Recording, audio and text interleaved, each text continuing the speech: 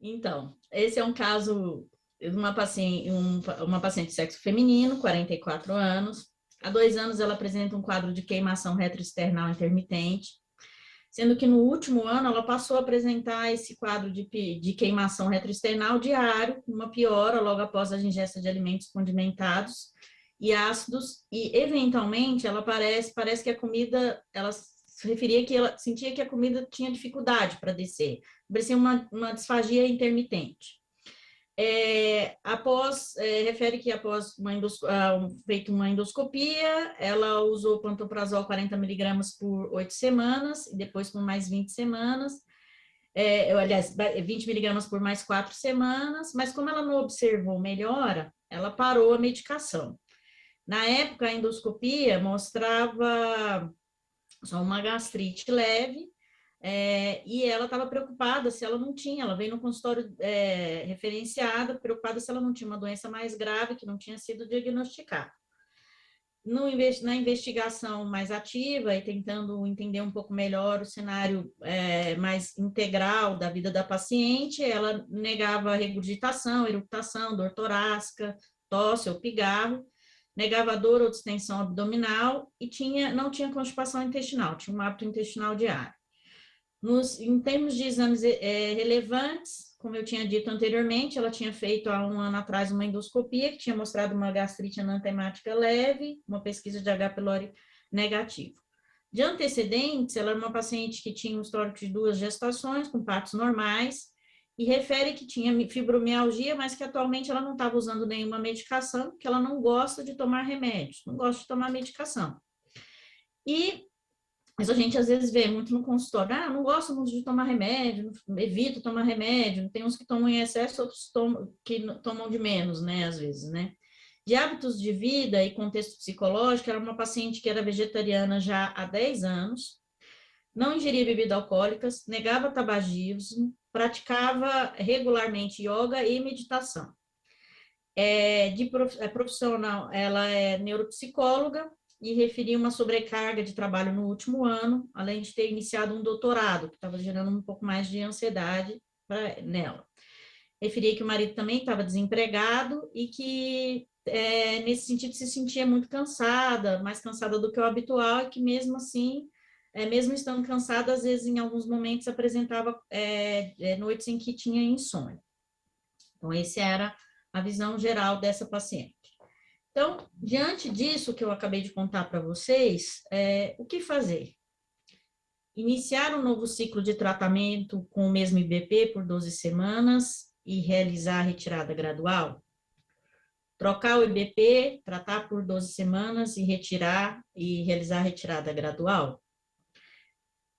A opção A, mas associar bloqueador H2 à noite. A opção B, e associar o bloqueador H2 à noite. Realizar uma nova endoscopia com protocolo de pesquisa para esofagite eosinofílica.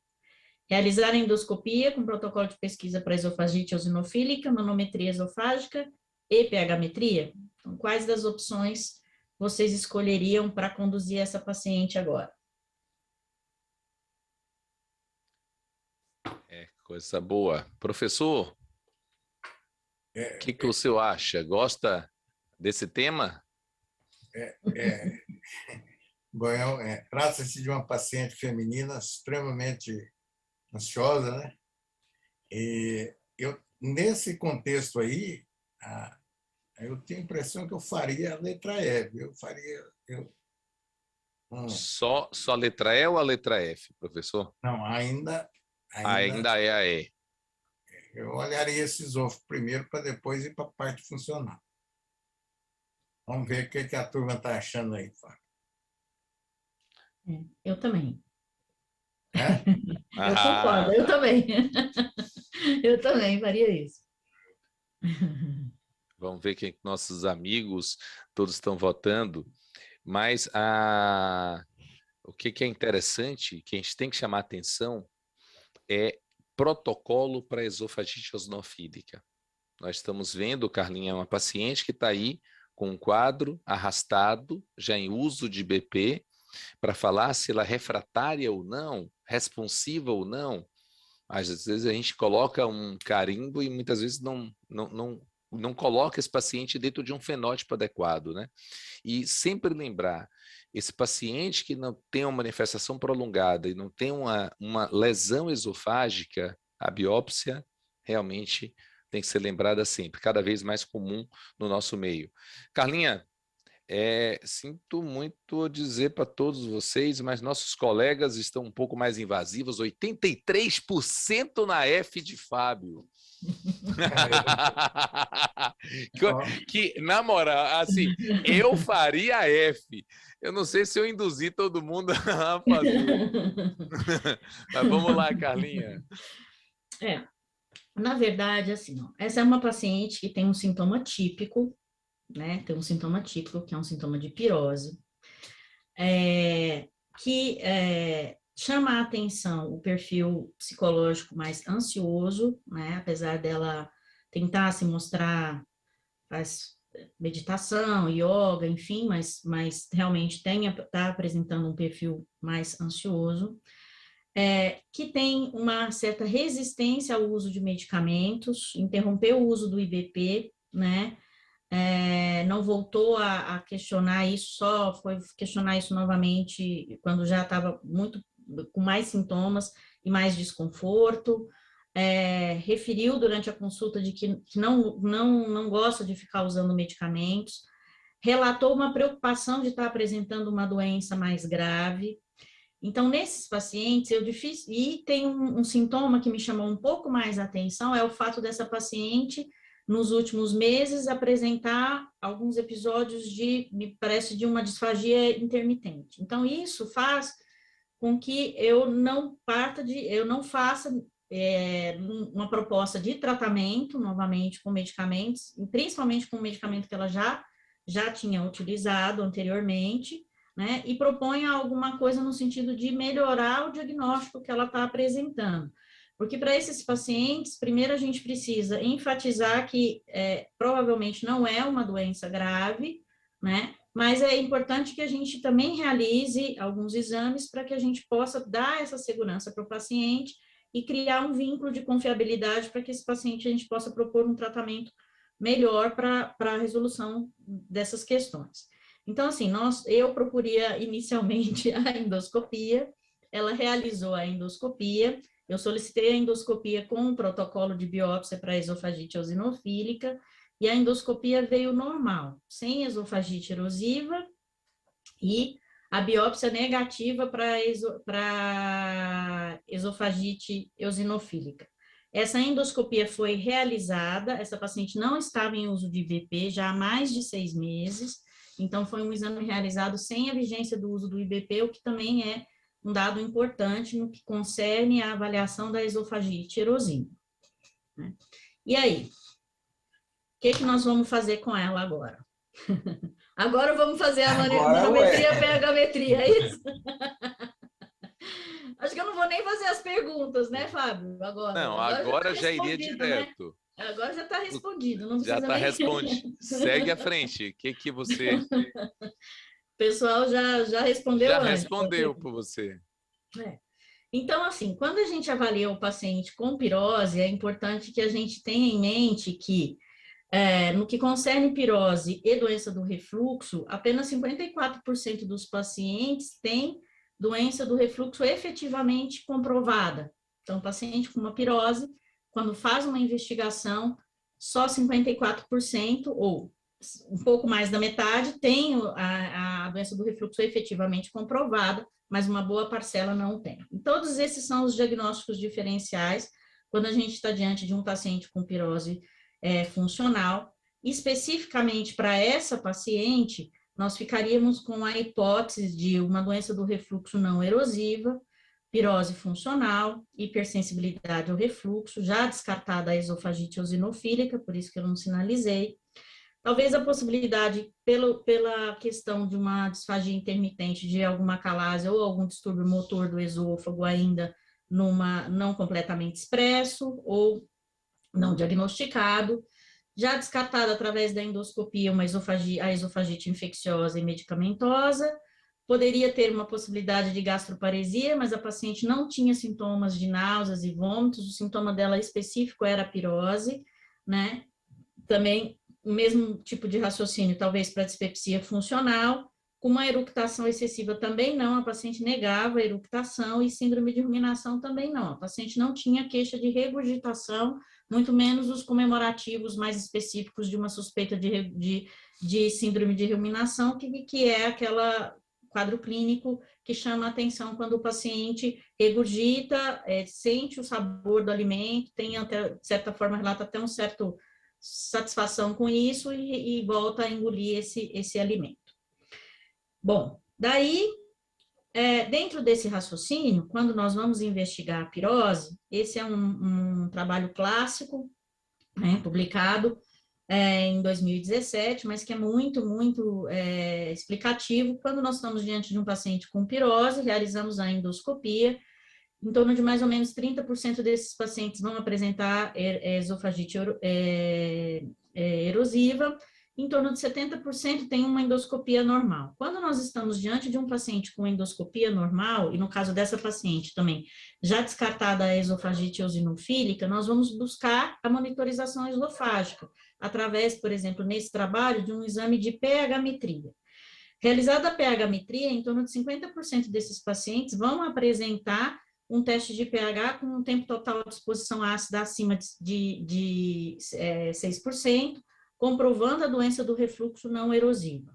Em torno de 50% dos pacientes vão apresentar um tempo total de exposição ácida, uma pH-metria que nós chamamos de fisiológica, um tempo total de exposição ácida menor do que 4, e aí nós vamos avaliar se esses pacientes apresentam sintomas durante a avaliação e lançar mão dos chamados testes de associação de sintomas. E tanto o índice de sintoma como a probabilidade de associação de sintomas, quando nós temos uma pH-metria normal, um tempo total de exposição ácida menor do que 4, e existe a correlação entre o sintoma pirose e os episódios de refluxo que são fisiológicos, nós temos então a chamada hipersensibilidade ao refluxo, que corresponde aqui em torno de mais ou menos 40% destes pacientes. E quando nós não observamos essa associação, não conseguimos comprovar essa associação, a sugestão, então, é do diagnóstico de pirose funcional, ou seja, os pacientes com pirose funcional que realizam pH-metria, que fazem em torno de mais ou menos 21% destes pacientes. Quando nós, aqui num estudo mais recente, conduzido aqui pelo grupo do professor Savarino, em que nós avaliamos nesses pacientes, através da impedância pH-metria esofágica, também pacientes com endoscopia normal e com a queixa de pirose, nós vamos observar que em torno de mais ou menos 24% dos pacientes têm o diagnóstico de pirose funcional, 36% tem o diagnóstico de hipersensibilidade ao refluxo, 40% desses pacientes apresentam a chamada doença do refluxo não erosivo. Então, nós realizamos para essa paciente uma manometria esofágica de alta resolução, dentro de um raciocínio proposto, inclusive, já pelos critérios de Roma 4, de afastar a presença de alterações motoras esofágicas dentro da chamada classificação de Chicago, atualmente a classificação de Chicago 4.0, que é a que nós temos utilizado. Então, essa paciente apresentou uma manometria esofágica de alta resolução normal, sem alterações motoras. Como era uma paciente que tinha uma queixa de disfagia intermitente, nós propusemos para ela também um protocolo de mudança de posição e realizamos a manometria tanto em posição deitada quanto em posição sentada, e os achados de normalidade se comprovaram, não houve nenhum outro tipo de dado adicional. E realizamos também a impedância pH-metria esofágica sem IBP, porque nesse caso, quando nós estamos realizando a investigação numa suspeita de doença do refluxo não comprovada, uma doença do refluxo não erosiva, então nós temos que realizar a impedância pH-metria esofágica sem IBP, para fazer aqueles diagnósticos diferenciais que nós acabamos de expor. Então, essa é a imagem representativa da impedância pH-metria esofágica dessa paciente. Ela apresentava o exame inteiro, essa imagem, de pequenos episódios de refluxo de curta duração, que não atingiam a porção proximal do esôfago, não acompanhados de nenhum tipo de eructação, então refluxo mais líquido, tinha um componente ácido, como nessa imagem aqui, com a queda da pH-metria, mas ao longo de todo o exame, esse mesmo tipo de padrão de refluxo extremamente fisiológico e perfazendo ao longo de todo o exame um tempo total de exposição ácida só de 1,2%, ou seja, um dado que fala, uma evidência importante contra o diagnóstico efetivo da doença do refluxo gastroesofágico. Ao longo do exame, essa paciente referiu em torno de mais ou menos 10 episódios de pirose. O que é importante a gente lembrar que quanto mais sintomas o paciente apresentar e anotar durante esses exames, melhor era a nossa possibilidade, o nosso N, para a gente fazer essa correlação, né, de sintomas, que é tão importante nesse raciocínio diagnóstico, e uma paciente apresentava sempre essa distância, né, importante aqui, maior do que de 2 minutos, entre as queixas de pirose e os episódios de refluxo, mostrando que essa queixa de pirose dela não apresentava nenhuma correlação com os episódios de refluxo fisiológico que ela apresentava. E aí, diante desse diagnóstico e da forte impressão de que talvez essa paciente tenha mesmo uma pirose funcional, o que nós devemos fazer? Como tratar essa paciente? Vocês usariam IBP e bloqueador H2? Vocês usariam IBP, bloqueador H2 e modulador da dor? Ou vocês usariam só modulador de dor? O que vocês fariam? Professor Jofre. Aí faltou AD, né? AD que era o IBP mais o modulador da dor. Só o IBP, né, professor? Faltou D? É verdade, faltou mesmo, perdão. Sem H2, né? Sem o bloqueador H2. A impressão aí, atendendo aí o Roma 4, a ideia é que depois desse estudo de impedância é observar a resposta moduladora da dor. Não antes de uma grande explicação, né, de hipersensibilidade sensorial, na medida que o paciente possa entender o que possa estar ocorrendo, e a proposição da medicação nesse sentido. Viu? Eu acho que aí tem um componente, Fábio, não farmacológico de educação e saúde, né, para tentar esclarecer melhor. Eu acho que esse é o caso, e eu já tive um caso muito semelhante. E olha como respondeu bem a mitriptilina. Viu? Ela, puxa vida, como é que esse remédio melhorou e o outro lá que eu tomei tanto tempo não melhorou? E eu acho que eu ficaria com a letra C, né? E tentaria exatamente para mudar a percepção, né, de que o ácido ali não estava contribuindo. Se você associa, você ainda deixa essa dúvida. Então, acho que vale a pena essa tentativa terapêutica isolada. Professor, assim, a gente tem trabalhado dentro dos nossos cursos, dos nossos encontros, o conceito para o colega da nossa função como fisiologistas, nessa nossa função como orientadores de conduta para colegas que realmente compartilham conosco, pacientes, dentro do centro de motilidade, no ato de desprescrever aquele paciente que está com IBP de longa data, que muitas vezes se retira, ele pode fazer um rebote ácido, muitas vezes achar que está fazendo um novo episódio de pirose, mas muitas vezes esse paciente precisa sim de um médico, precisa do ser médico, precisa de uma visão 360 graus do estado da arte de novo, de poder cuidar, onde o modulador da dor, o modulador do ouvir, o modulador do sentir, o modulador do acolher, onde o médico vai fazer parte de toda essa experiência neurosensorial que o paciente tem. Eu costumo dizer que nós estamos com a fibromialgia inversa. Então, o paciente está tendo uma necessidade de uma visão muito além do que o simples pirose que ele tem, né? Então, o esôfago está ali como um mecanismo de choque do paciente. E nós temos estudado muito neuromodulação e realmente a mudança da qualidade de vida que os pacientes têm tendo, e cada vez mais os trabalhos têm mostrando isso, e como os exames de motilidade dão essa solidez para as condutas que a gente pode tomar, professor.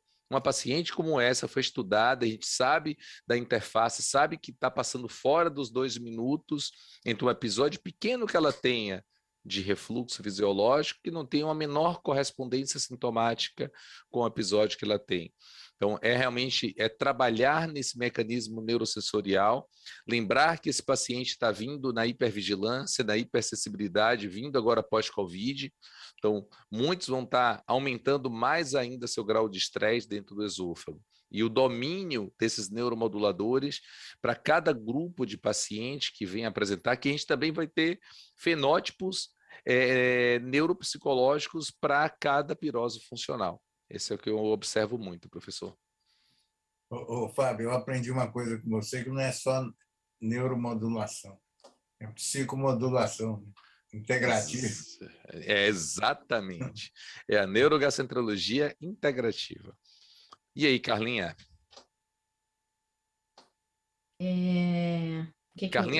Professor, Carlinha virou especialista em neuromodulação agora, não. Entendeu? Eu já falei, tem que andar muito ainda aí nesse caminho, tem que estudar muita coisa ainda para entender muito bem isso daí, eu acho que, mas é muito interessante, né? A característica clínica do paciente com pirose funcional é que na maioria das vezes são mulheres, jovens de meia idade, é muito frequente a associação com outras doenças funcionais, e também com comorbidades psicológicas, como a gente já viu. Então, essa visão integrada do paciente, a percepção do momento de vida que esse paciente tem, e uma preocupação em sempre dizer que é uma doença benigna, é fundamental, e, ao mesmo tempo, também a segurança de propor um tratamento baseado aí em exames seguros, né, e bem feitos. A fisiopatologia da pirose funcional, ela leva em consideração todos esses fatores, e principalmente a hipersensibilidade esofágica, enquanto hipersensibilidade visceral, né? Nós estamos falando aqui de hipersensibilidade visceral, processamento anormal dos sinais esofágicos, hipervigilância, como já dissemos, comorbidades psicológicas, privação de sono, também é um dado importante, um fator que pode estar associado a uma piora de sintomas. Eu achei muito interessante essa colocação aqui do professor Rony Fess em um dos artigos, que ele diz o seguinte, que hipersensibilidade esofágica é a percepção de estímulos esofágicos não dolorosos como sendo dolorosos, e de estímulos esofágicos que já são dolorosos como sendo mais dolorosos ainda. Então, mostrando o papel dessa hipersensibilidade visceral e não necessariamente, no caso da pirose funcional, e não da exposição ácida na formulação do quadro de desconforto e de pirose, né? 25% dos pacientes com pirose funcional ainda respondem ao tratamento com IBP, mas isso talvez tenha mais a ver com um efeito placebo do que especificamente com uma questão relativa à inibição ácida, né? Então, esses são pacientes que muitas vezes a gente propõe a desprescrição do IBP, a suspensão do IBP, e a gente tem que lembrar que essa retirada, ela precisa ser sempre gradativa, em dias alternados, uma sugestão proposta aqui nesse trabalho, em dias alternados por 2 semanas, a cada 3 dias por 2 semanas, e depois uma proposta de suspensão com a possibilidade de um uso sob demanda, caso o paciente sinta a necessidade, né? E a importância de poder fazer isso com segurança e explicar o porquê que ele não pode retirar completamente, pelo risco de uma hiperacidez aguda, né? Como o Fábio já explicou para a gente aí. Bom, o uso de bloqueadores H2. Existe a possibilidade de se usar o bloqueador H2, parece que ele tem algum efeito aí que pode auxiliar no manejo dessa hipersensibilidade esofágica, porque modula receptores de dor esofágica. Essa é a medicação que nós temos disponível no mercado atualmente. No entanto, a gente sabe que o uso de bloqueadores H2 tem um risco de tacflaxia com uso prolongado, que acaba limitando muito o uso desses medicamentos. Quando nós pensamos na modulação da dor e na pirose funcional, a gente tem que pensar em modulação de dor, a gente tem essas inúmeras possibilidades, antidepressivos, medicamentos recaptadores da serotonina, os recaptadores duais, né, serotonina e noradrenalina, trazodona, são essas possibilidades. Quando nós vamos avaliar a presença de estudos randomizados com esses medicamentos, para pirose funcional especificamente, nós temos só 2 trabalhos, um com a imipramina e um outro com a fluoxetina. Portanto, nós não temos, infelizmente, uma base científica com trabalhos randomizados que possam nos guiar nesse tratamento. Então, como é a proposta de hoje, é um estado da arte, né? É um estado da arte no sentido de cada vez mais conhecer melhor esses medicamentos, cada vez mais conseguir entender como eles funcionam, as interações e os efeitos adversos, para que a gente possa utilizá-los de forma individualizada para cada paciente, com boas respostas. Então, o raciocínio para o uso do modulador da dor é sempre a proposta do raciocínio do low and slow, ou seja, a gente tem que informar que nós não estamos tratando especificamente um transtorno psiquiátrico. É importante a gente enfatizar, inclusive, que as doses que muitas vezes a gente utiliza para esses pacientes são doses menores do que as que são utilizadas para efeito de tratamento psiquiátrico. A escolha ela deve ser individualizada, sempre levando em consideração os dados relevantes de cada paciente, e a gente deve iniciar com doses baixas, né, e realizar os aumentos gradativos, semanais, até atingir essa dose terapêutica, que nem sempre é a dose que é utilizada no tratamento do distúrbio psiquiátrico, para o qual essas drogas já são utilizadas há bastante tempo. Se surgirem os efeitos adversos, é importante a gente ter em mente que é possível reduzir a dose, considerar a troca da medicação e que muitas vezes é necessária a combinação entre essas medicações. E aí nós temos aí algumas opções, os nossos mais conhecidos aí, antidepressivos tricíclicos, com essas opções, da mesma forma que o professor Jofre, eu tenho mais experiência com a amitriptilina, Fábio tem experiência. Fábio, essa aí é o seu slide, fique à vontade para você falar o que você acha desses antidepressivos tricíclicos aí. Eu sempre aprendo muito com você. Eu utilizo também um pouco da amitriptilina, mas eu tenho utilizado a nortriptilina pela questão da modulação. A gente consegue hoje encontrar no mercado facilmente a de 2 miligramas e a gente consegue evoluir gradativamente para uma modulação. Percebo que ela tem um pouco menos de efeito adverso do que a amitriptilina e que a própria imipramina, professor. Eu sempre tenho uma observação. Eu não utilizar naqueles pacientes que têm constipação, pacientes que têm realmente um trabalho com ganho de peso, pacientes que têm histórias labirínticas, pacientes que têm histórias de tonturas de muito tempo. Sempre chamar atenção para esses pacientes que têm algum momento surtos psicóticos no passado, a gente não poder utilizar. Ter cuidado com disfunção, sempre perguntar sobre disfunção sexual e ter uma atenção especial para aquele paciente que já reclama de base uma xerostomia. Então, é um paciente que eu não utilizaria um triciclo. A gente tem um fácil acesso, um paciente, uma medicação de um custo, realmente custo-efetividade muito boa, tá? O segredo sempre utilizar à noite, para dar esse conforto, dar às vezes muito mais a questão de dar um sono a mais para o paciente. Quando o paciente tem outras patologias associadas, a gente acaba tendo uma preferência de grupos, eu falo assim, um fenótipo psicológico do paciente. Mas é uma coisa que eu chamo muita atenção. Paciente que tem síndrome do intestino irritável, que tem quadro diarreico e que tem uma pirose funcional que pode estar imbricada, paciente que às vezes tem dispepsia tipo dor também, é uma droga maravilhosa, professor. Vamos lá, Carlinha? Vamos. Daí, inibidores da recaptação da serotonina também são medicamentos que a gente habitualmente já tem um contato maior, né? Fluoxetina já é uma droga um pouco mais antiga. Tem um benefício quando você tem a associação com quadros de ansiedade, transtorno obsessivo-compulsivo, quadros de bulimia, né? Existem alguns detalhes específicos sobre cada um. Quer comentar, Fábio? Eu acho que você é maravilhoso. é interessante muito para a gente poder associar que esse paciente vem do fenótipo psicológico dele. Então, aquela paciente que está desenvolvendo um quadro de compulsão, paciente que está aumento de peso de forma gradativa, a fluoxetina traz uma ação também coadjuvante nisso daí. Aqueles pacientes que têm, principalmente jovens que têm a dor, mas que têm um quadro de ansiedade, que aquele paciente que está nesse quadro de quase que um ataque, quase com um transtorno de ansiedade, você pode utilizar sertralina nesses casos.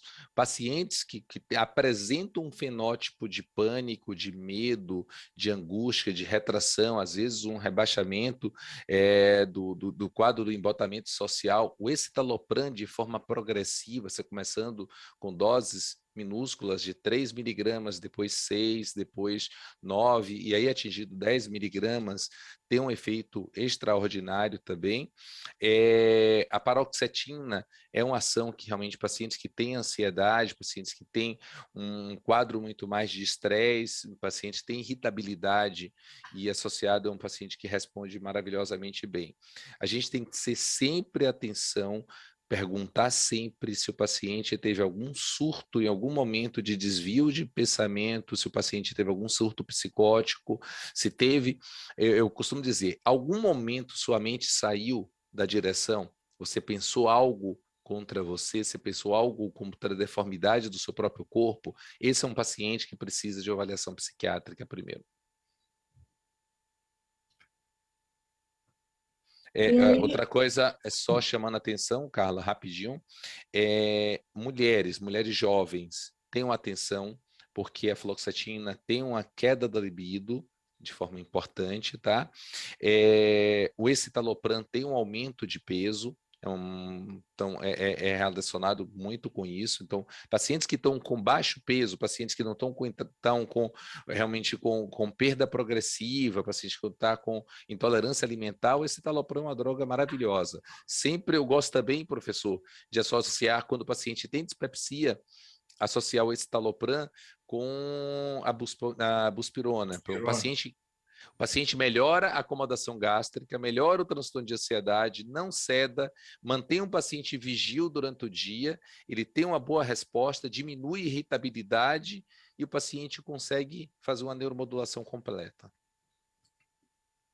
Repete aí como é que é, buspirona mais o escitalopram. E doses pequenas, 5 miligramas do escitalopram de forma progressiva, lembrando que ele não pode ser usado tanto à noite para não atrapalhar o sono, você coloca junto da alimentação para melhorar mais a absorção. Eu costumo começar às 18 horas, depois começar às 18 e às 8 horas, sempre a cada semana aumenta 5 miligramas. O escitalopram também, nunca começar com 10 miligramas. Eu acho que essa o paciente perde o efeito, né, ele começa a ver o efeito adverso e ele não consegue seguir o tratamento. Que é uma balança, né? A gente tem que dar para ele uma qualidade de vida progressiva, professor.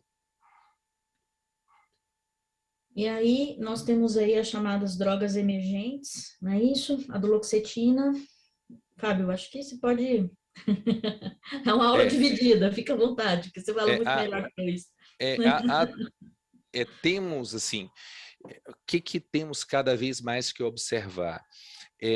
Trabalhos mais novos mostram tanto a duloxetina quanto a venlafaxina como opções para isso, que são recaptadores duais, mas eles trabalham na neuromodulação periférica da dor também. Então, se aquele paciente tem uma dor crônica, o paciente está vindo pós-Covid com uma fadiga, o paciente está vindo com uma fibromialgia, o paciente tem alguma artropatia, o paciente tem uma dor lombar, esse paciente, se você olhar de forma tridimensional para ele tem mais coisa, não é só o esôfago.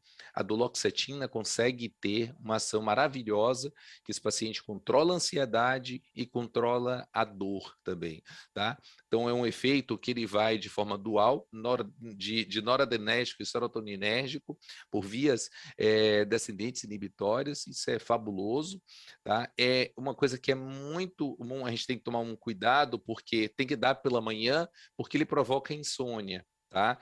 A boca seca, essa xerostomia é só na fase inicial, a constipação é pequena, mas tem que ser observada. Então, assim, aumentar, estimular a ingestão de fibras e de água para esse paciente, tá? A diminuição do libido, como parte deles podem acontecer, então tenham atenção, principalmente homens de 40 a 50 anos, para poder ter essa observação, tá? E idosos com retenção urinária. A gente tem que ter uma atenção. A trazodona chama muita atenção, que é uma medicação que realmente vai estar cada vez mais ganhando corpo na literatura, corpo na experiência de muitos colegas da neurofisiologia, porque ela trabalha um pouco da insônia, ela trabalha um pouco da ansiedade, ela consegue neuromodular sem um efeito adverso que muitos outros têm. Então, você pode começar com 50 miligramas à noite, é uma droga que consegue não ter efeito de ressaca no outro dia, então o paciente acorda muito bem, ela consegue controlar principalmente o terror, o medo noturno de ter o queimou, de estar às vezes achando que está infartando e aí desenvolve o pânico. Ela consegue muito bem trabalhar também na transtorno de ansiedade generalizada por seu efeito anticolinérgico e ela atua também nas dores crônicas. E ela pode, aquele paciente que tem debilidade do humor, aquele paciente que precisa também modular o humor de forma progressiva, ela é uma droga fabulosa, porque ela consegue fazer uma liberação prolongada e você consegue fazer também, professor, uma ação progressiva. Você começa com 50 miligramas, depois passa para 100 miligramas e atingindo 100 miligramas, 150 miligramas. Sempre lembrar de utilizar à noite para aproveitar o efeito da sonolência que ela dá. Ela tem que ter um cuidado que nos primeiros dias ela pode dar um pouco de fadiga e de tontura, mas é de uma forma muito gradual. É uma droga extremamente segura, assim, uma droga fabulosa, baixíssimo efeito dentro da libido da mulher, e uma droga que consegue melhorar, assim como a buspirona, consegue melhorar bruxismo, consegue melhorar também a interface da ejaculação precoce, já consegue melhorar o transtorno de ansiedade generalizada. E aí nós temos aí duas outras drogas emergentes, que é a pregabalina, inclusive já respondendo aí o Carlos, que está perguntando sobre a pregabalina, se a gente tem experiência, e a própria buspirona, que a gente já até conversou um pouco sobre ela na parte gástrica hoje. E aí, Fábio, quais suas considerações? A pregabalina é outra droga que tem surgido como uma opção. Vamos lembrar, lá atrás começou tudo isso com a gabapentina, aqueles pacientes que têm a estimulação da tosse, não por uma broncoaspiração, mas por um estímulo neurovagal na parte distal do esôfago. Os trabalhos com a gabapentina mostrou que a gente conseguiria modular esse efeito neurosensorial, e aí cada vez mais a gente percebe que a pregabalina também tem esse efeito. Ela consegue controlar essa dor neuropática, aquele paciente que também tem fibromialgia, o paciente também tem um quadro de ansiedade, e ela é uma droga fabulosa, professor Jofre, porque ela pode ser utilizada como coadjuvante das outras medicações. Então, hoje a gente tem uma dose de 25 miligramas que você pode utilizar junto com a duloxetina, então você não precisa subir a duloxetina para 60 miligramas para você poder fazer o efeito total da neuromodulação dela, então você consegue utilizar uma dose menor sem um efeito adverso de uma dose maior das outras. Você consegue com ela também controlar muito mais esse quadro da hipervigilância e da hiperreatividade, tá? Lembrar, ela tem que ser feita à noite. Lembrar que ela pode dar sonolência e tontura, ela pode ser também de forma graduada, a cada 15 dias subir de 25, depois vai para 50, depois para 75 miligramas. Eu acho que 75 miligramas é o ponto-alvo que a gente pode ter para essa neuromodulação. Ela também chama a atenção aquele paciente que tem uma síndrome da ardência bucal, que muitas vezes está associada à pirose funcional, aqueles pacientes que têm globos podem ser usados junto com a buspirona, é uma associação maravilhosa para o paciente melhorar essa sensação do globus, tá? E a buspirona é um xodó que a gente tem, que é uma droga que é excepcional, porque ela tem um baixíssimo efeito de dependência, uma dose que você precisa utilizar depois, ela tem um efeito terapêutico depois de 21 dias, por isso você tem que fazer de forma gradual, começa com 5, depois 10, ela atinge efeito terapêutico com 15 miligramas, você mantém essa droga durante 2, 3 meses, depois você faz a redução gradual, baixíssimo efeito em termos de dependência. Essa associação do transtorno de ansiedade generalizada, a gente pode observar. Cada vez mais a TAG vai estar associada com o transtorno compulsivo da alimentação, o transtorno compulsivo reacional e, principalmente, as síndromes depressivas associadas. Lembrar sempre, pensar, conversar com o paciente se ele teve algum evento psicótico em algum momento da vida.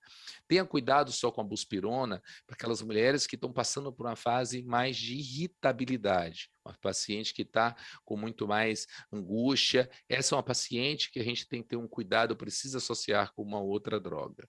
Tá? E, em algum caso, quando precisar com um quadro de pânico, aí sim, utilizar o clonazepam apenas como droga de resgate. Eu acho que a gente precisa ter isso em mente, a gente pode precisar o clonazepam sublingual como resgate para aquele paciente que está tendo uma pirose, às vezes uma dor torácica, às vezes está achando que está infartando, e muitas vezes desenvolve um pânico, você precisa tirar o paciente da crise para trazer para o eixo para conseguir tratar. Exatamente, perfeito. Perfeito, tá vendo? Tá vendo, professor? Por isso que eu falei para ele falar, olha aí. Aprendi muito aqui, viu, Fábio? Obrigado. Então, além disso, a gente tem que lembrar de algumas terapias alternativas, apesar da gente também não ter muitos trabalhos, né, que auxiliam nisso, mas assim, a gente tem que lembrar de uma outra droga que é a melatonina, que é uma droga que também tem, parece que, excelentes efeitos no tratamento da pirose funcional, associada a distúrbios do sono, na dose de 5 a 10 miligramas ao deitar. O Fábio gosta também bastante de melatonina, né, Fábio? Tem uma Muito. experiência também com a melatonina, né? E outras terapias alternativas. A gente vai ter publicações em acupuntura, terapia cognitivo-comportamental. Esse trabalho aqui, publicado pelo grupo de Chicago, com um N pequeno, de 9 pacientes, mas mostrando uma resposta favorável desses pacientes, por exemplo, tratados com hipnoterapia. Então, a pirose funcional é a chamada doença do eixo cérebro-intestinal, né? Que a gente tem que levar em consideração vários aspectos e possibilidades diferentes para tentar ajudar os nossos pacientes.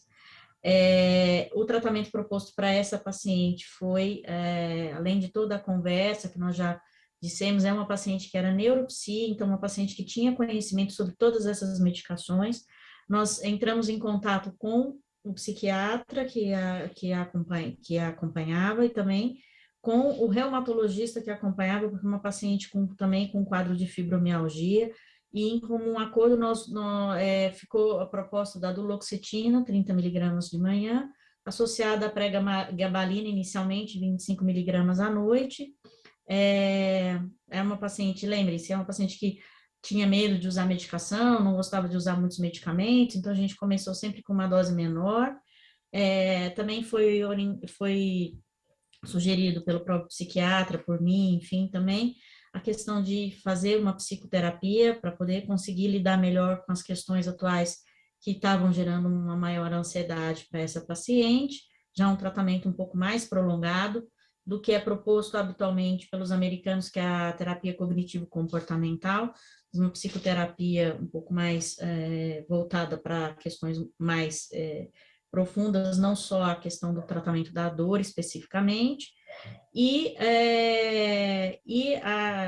eu tenho 3 meses de uso da medicação, eu a vi há um mês atrás, com uma resposta muito boa, já com uma melhora de mais de 90% do quadro de pirose funcional, em psicoterapia e com uma proposta aí de mudança de vida.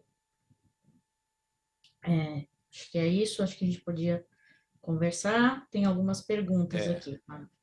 Passa com a pergunta, Canil. Oi, mestre. existe vida além do IBP, é isso? Muito além do IBP. Professor, duas coisas, assim, eu acho que eu costumo dizer, colocar o IBP como amigo e como vilão, como anjo e como demônio. Então, assim, a gente tinha antes como uma última salvação, agora colocada como talvez como não tão bom. Na verdade, o que precisa é um diagnóstico conclusivo. Correto. O que precisa é o médico saber realmente utilizar, não ficar, dependendo de 5 minutos, só passando receita do omeprazol, achando que ele resolve tudo.